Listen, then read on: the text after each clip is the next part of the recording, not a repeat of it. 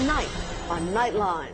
House broken. Mortgage rates are at their lowest in more than 50 years, but can you get one? It's harder than you may think.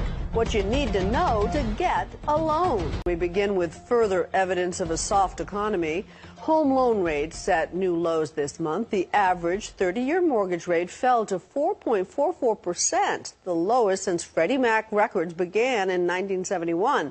So no time like the present to refinance your home, right? Not so fast. Even people with great credit are having a nightmare of a time securing a loan. Vicki Mabry takes a look at what you need to know to score a loan in tonight's Realty Check.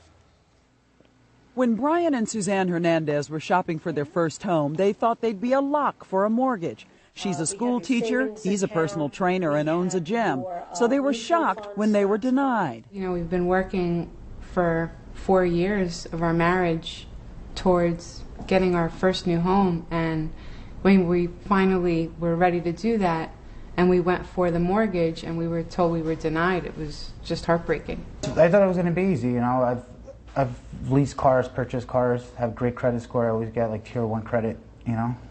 I've never been late on a payment for anything, school loan or any type of business loans. Everything's always been on time. So I thought it was going to be an easy process. Gone are the days when you could declare your income and the bank accepted it. So Brian had to prove he earns every penny he claimed. But it's not just the self-employed like Brian Hernandez. You just want me to sign my name? Sure, just like it is on the front of the check. Okay. Yeah. Sudhir and Maria Bhatia of Chicago both have good jobs. He's a dentist, she's a teacher. They also have good credit. But it still took them 3 tries and a year and a half to refinance their home. There's a lot of paperwork that you have to go in between, and you have to go here, go there, and pick this up, and you need that stamped, and it's like just a lot of other paperwork just to get to this part of the process. In many cases, you can be the most squeaky clean borrower around. Banks are once bitten, twice shy after the housing market free-for-all that almost tanked the economy. The main thing is that the abuses of 3-4 years ago have reverberated, and now people are tightening up too much on the other side. Michael Moskowitz, owner of the lending company Equity Now, says with lingering uncertainty about the economy, banks are quick to say no. I think it's only natural. I mean, they're basically looking at, they woke up from the bubble that happened 2.5 and 3 years ago, up until that time. And they're looking at a house that's worth today $500,000. They're concerned that it's going to be worth $450,000 or $440,000 a year or two from now. And they're making their underwriting decisions based on that. So this good faith estimate you receive within 3 business days of us receiving your loan application. Brian and Suzanne were able to buy their house, but not without jumping through some hoops.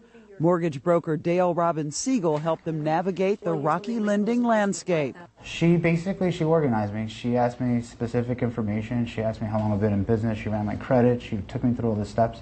She put everything in order. She basically cleaned my credit. I had good credit, but I had some things that were outstanding from the past. The most perfect of perfect people still, as we say, get, thrown into it, and we tell them right up in front that they're going to sign 50, 60 documents before they even get to the closing table, that they're going to have to continuously give us more pay stubs, more bank statements, more explanations throughout the process. And if they understand that, they just have to work with it, then they do. It's ironic that just as rates have plummeted to levels not seen since the 50s, getting your hands on a loan has gotten harder than ever. If you had locked in today, you'd be looking at less than 4.5% for a 30-year fixed loan. Compare that to August of 1981, when that same mortgage came with an interest rate of more than 17%. So how do you do your best to qualify for a loan these days? Dale Siegel has some tips. Number 1, have your credit in order. The banks look at a minimum of 620. The better your credit score, the better your interest rate. Number 2, have a steady income. Steady employment, and they also look at your employment in the future. Are you in a job where you might be let go, which is a big thing now? Number 3, watch your debt ratio. Debt to income ratios are much lower now, so a lot of the banks cap it at 45%. Number 4, have a down payment up front and extra money in reserve. Fannie Mae requires a minimum of 5% down. So when you're buying a house, it's good if you have your down payment, your closing costs, which you know ahead of time, could be a couple thousand, could be 10, 20, it doesn't matter. And they want to see that you have a couple of months left over post-closing reserves. Number 5, be prepared. It's a very different world in real estate. Values are, I believe, still going down or could continue to go down. There's a lot of homes on the market. There's foreclosures, and it's scary. So I just think the key to everything is just to be educated, take a class, read a book, do something. If your credit's not the best, Dale has tips on fixing that too. Keep what you owe on a credit card below 50% of your high credit available. In other words, if you have a Visa card that has a high credit of $5,000, you can borrow up to $5,000, never go above $2,500. Some question why banks who took taxpayer money in the bailout are now slow to lend that money to people who need it.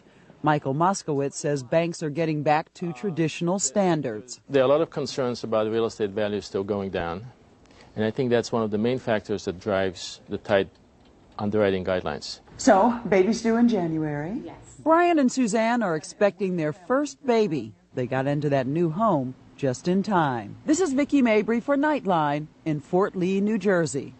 Just in time indeed for one family, though credit is still hard to come by. Our thanks to Vicki. When we come back,